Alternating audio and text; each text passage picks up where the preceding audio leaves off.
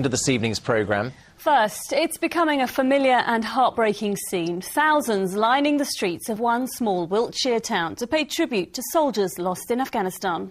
Well, today, two families from our region were sharing in their grief as their fallen sons were brought home. The bodies of Warrant Officer Darren Chant, who grew up in Luton, and Corporal Nicholas Webster Smith, who lived in Brackley, were among 6 to be flown into RAF Lyneham in Wiltshire. Neil Bradford reports. One by one, they were carried by their colleagues in what is now an all-too-familiar ceremony. As their bodies arrived at RAF Lyneham, 6 families faced the homecoming they had always dreaded. Among them, the family of Warrant Officer Darren Chant, who grew up in Luton, and the family of Corporal Nick Webster Smith of the Royal Military Police from Brackley in Northamptonshire. They were among 5 servicemen shot dead by an Afghan policeman last week. Yesterday, Warrant Officer Chant's mother, Elizabeth from Great Yarmouth, told Anglia News about her fears of today. I think the hardest will be when Darren comes off the plane, well, the others as well, of course. But that'll be the hardest time. And once we see that plane coming out the sky, you know, it'll be very hard for all the parents, what'll be there, and the wives and brothers and sisters. As they were reunited with their loved ones in the Chapel of Rest, a few miles away in the small town of Wootton Bassett, crowds began to fill the streets. Some friends, others comrades, but most complete strangers. I think it's important for everyone to come out and show pay their respects to the soldiers who are unfortunately coming back today, and also show their support for the troops who are still out there at the moment. I think it's a sort of a war that's not essential. I don't know. I've got mixed feelings about it, but I'd like to pay respects. And I served for 35 years in the Royal Navy, and I know these guys are not Navy, but we're all in one service for one country. And just after 3 o'clock, Wootton Bassett stood still once more. The cortege of 6 hearses, led by the one carrying Darren Chant, passed slowly through the High Street, pausing briefly so the families could say their goodbyes. As the debate about sending more troops to Afghanistan continues, this afternoon, for a few minutes at least, politics and the rights and wrongs of war were forgotten as a nation shared in the grief of 6 families. Neil Bradford, Anglia News, Wootton Bassett in Wiltshire. The latest victims there from the war in Afghanistan from our region. 2 cousins from Essex could be in prison in Cyprus by the weekend after losing their fight against extradition for the manslaughter of a teenager on the island. Luke Atkinson and Michael Binnington from Whitton were originally cleared of blame over the death of 17-year-old Christos Papyrus in a road crash, but later convicted in their absence. Well, the Supreme Court in London has today refused them leave to appeal. Natalie Gray now joins us live from the newsroom. Natalie, we gather there are some developments within the last hour on this story. Yes, well, what I can tell you is that in the last hour the police have been round to Luke Atkinson's house in Whittam to notify him formally of the Supreme Court's decision. These are the pictures of them leaving just a short while ago. Well, this case dates back to August 2006, when Christos Papyrus was killed when his moped was hit by a car driven by the men's uncle, Julian Harrington. He and the cousins, who were passengers in the vehicle, were all charged with manslaughter. In February 2007, Harrington pleaded guilty in Cyprus and was sentenced to 15 years. Now, both Binnington and Atkinson were cleared. But when Harrington then appealed, prosecutors launched their own appeal. And in January last year, the cousins were convicted in their absence and sentenced to 3 years. So, Natalie, what's been the reaction of the men today? Well, today Luke Atkinson said he felt let down by the British authorities.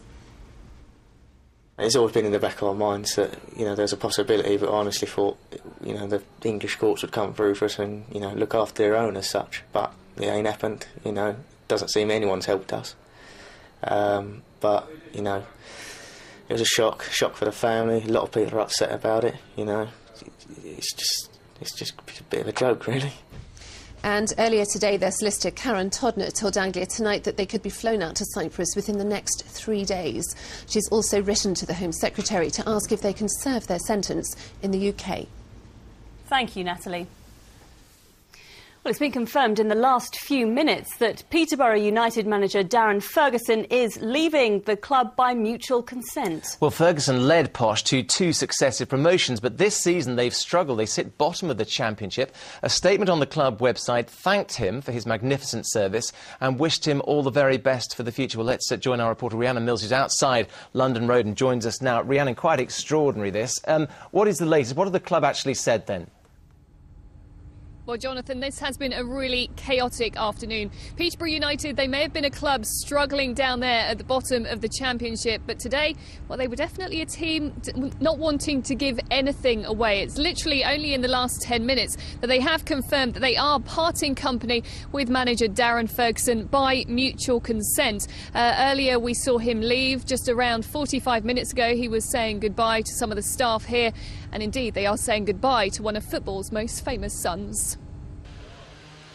It's all over the papers. The forums have gone mad about it.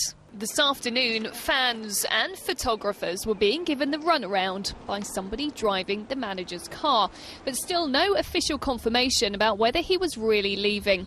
It comes after a dismal start to Peterborough's Championship season, a huge contrast to Ferguson's early success.